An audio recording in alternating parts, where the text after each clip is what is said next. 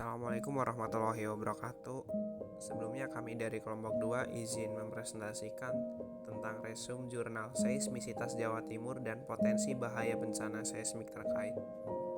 Kelompok kami beranggotakan 6 orang antara lain Aski Farihatul, Arifin Setiawan, Linda Astuti, Rizky Dwiantoro, Muhammad Lukman, dan saya sendiri Aditya. Untuk membaca materi yang pertama dari Muhammad Lukman. Untuk Muhammad Lukman dipersilahkan untuk presentasi. Jawa Timur merupakan salah satu provinsi di Jawa dengan aktivitas seismovulkanik yang tinggi. Struktur batuan geologi Jawa Timur didominasi oleh deretan pegunungan selatan, memanjang dari barat sampai ke timur sepanjang wilayah selatan Jawa. Zona subduksi aktif dekat Palung Jawa di Samudra Hindia dan sesar aktif daratan, terutama di wilayah utara Jawa Timur yang juga bisa menjadi sumber potensial pemicu gempa di Jawa Timur. Studi seismisitas dan potensi bahaya bencana gempa tektonik di suatu wilayah dapat diamati dengan penentuan A-value dan B-value. Variasi spasial dan temporal B-value merupakan parameter yang sering digunakan sebagai prekursor gempa tektonik. Oleh karena belum ada penelitian yang mempelajari level seismisitas dan potensi bencana gempa tektonik melalui analisis A-value, B-value, dan anomali B-value di wilayah Jawa Timur, maka penelitian ini dilaksanakan untuk menutup celah tersebut. Studi seismisitas wilayah dengan fokus pengamatan pada penurunan nilai B memberikan interpretasi bahwa terjadi peningkatan level stres batuan bawah permukaan sebelum energi seismik dilepaskan dalam bentuk kejadian gempa besar. Dengan demikian, variabilitas nilai B dapat dipandang sebagai prekursor gempa. Metode yang digunakan dalam jurnal ini yaitu ada 3. Metode yang pertama yaitu magnitude of completeness. Metode ini menunjukkan batas magnitudo, di mana data statistik gempa dengan magnitudo yang lebih kecil dari MC akan menyimpang dari hukum Gutenberg-Richter. Dengan demikian, akurasi nilai MC penting karena menunjukkan validitas keberlakuan hukum Gutenberg-Richter. Nilai MC yang terlalu tinggi memicu undersampling, di mana jumlah data menjadi tereduksi.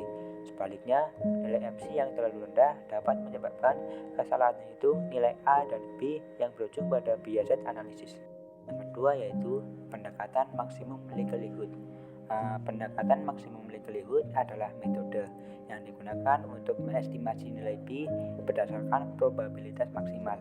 Metode ini dipilih karena tidak menyertakan dependent variable dalam perhitungan ketiga parameter seismik, sehingga bisa mereduksi ketidakpastian dalam hasil akhir perhitungan.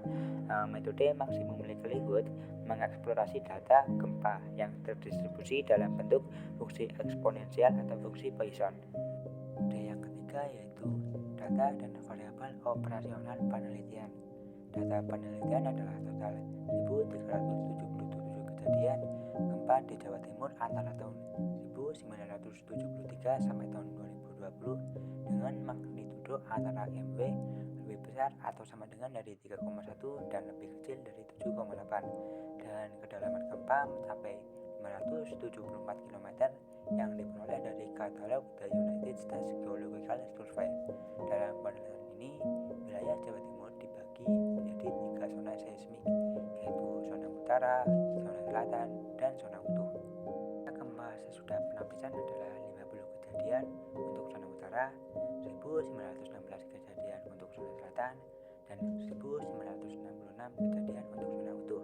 Penentuan nilai MC dilakukan dengan teknik maksimum kurvatur atau MAXC yang dibahas dalam Mignan and Posner pada tahun 2012. Output berupa nilai beta palu dan alpha palu serta peta variasi spesial dan temporal.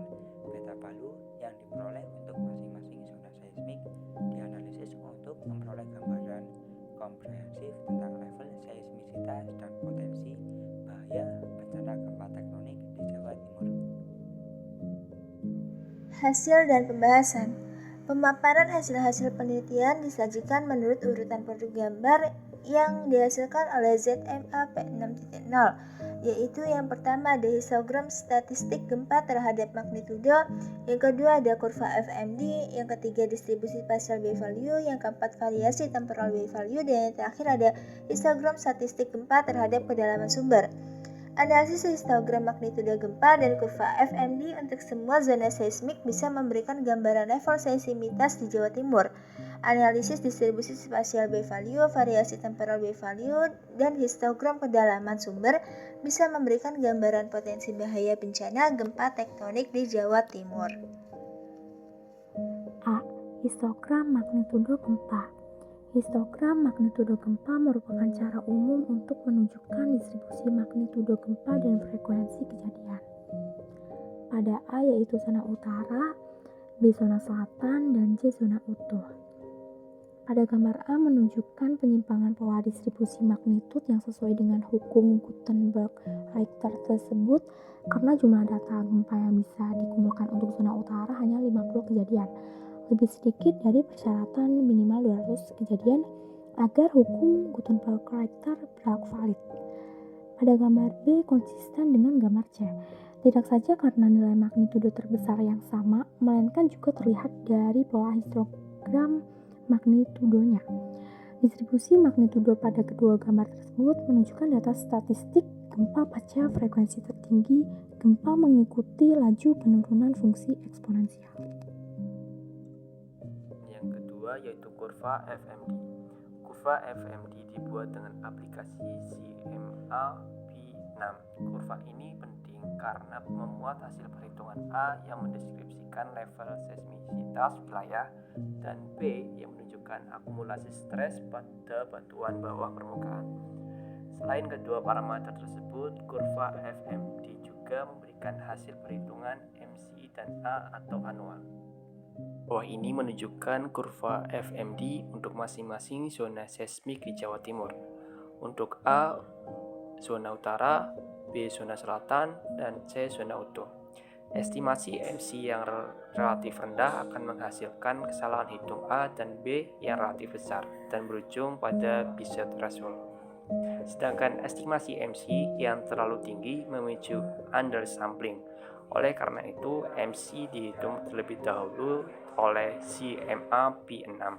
Berdasarkan plot kurva FMD, perhitungan nilai MC, B-value, dan A-value, dan A-value atau anual, urutan penulisan disesuaikan dengan hasil yang diperoleh pada kurva FMD. Untuk ketiga zona seismik memberikan hasil yang berbeda. Untuk zona utara dengan MC 4,5, untuk B yaitu 0,96, A yaitu 5,77, dan A anual yaitu 4,15. Untuk zona selatan yaitu MC 4,4, B sama dengan 0,81, A 6,49, A anual yaitu 4,82. Sedangkan untuk zona utuh dengan MC 4,5, B itu 0,87, A 6,8, dan A anual yaitu 5,12. C. Variasi spasial B-value. Peta distribusi variasi spasial B-value dibuat dengan aplikasi ZMA-P6.0. Peta tersebut digunakan sebagai dasar studi potensi bahaya bencana seismik di suatu wilayah, tetapi membutuhkan data yang cukup minimal 200 kejadian agar level resolusi gambar yang dihasilkan dapat dipercaya. Pada gambar berikut hanya menampilkan distribusi spasial B-value untuk zona selatan dan zona utuh. Pada gambar, area struktur batuan bawah permukaan mengalami level stres yang relatif tinggi, ditunjukkan oleh posisi epicenter gempa yang ditandai dengan simbol bintang berwarna kuning yang berada pada area dengan nilai B yang relatif rendah antara 0,7 sampai 1,0. Area dengan level stres yang relatif tinggi bertepatan dengan nilai B yang relatif rendah. Kedua gambar menunjukkan kejadian lokasi epicenter tsunami earthquake 2 Juni 1994 berkekuatan MW 7.8 yang terjadi di wilayah lepas pantai selatan Jawa Timur. Lokasi epicenter gempa pemicu tsunami tahun 1994 berada di area dengan nilai B rendah yang berasosiasi dengan stres tinggi struktur batuan bawah permukaan. Oleh karena wilayah selatan Jawa Timur berada dekat dengan zona subduksi, maka frekuensi gempa besar yang terjadi di wilayah selatan Jawa Timur relatif lebih banyak daripada wilayah utara seperti terlihat pada gambar B.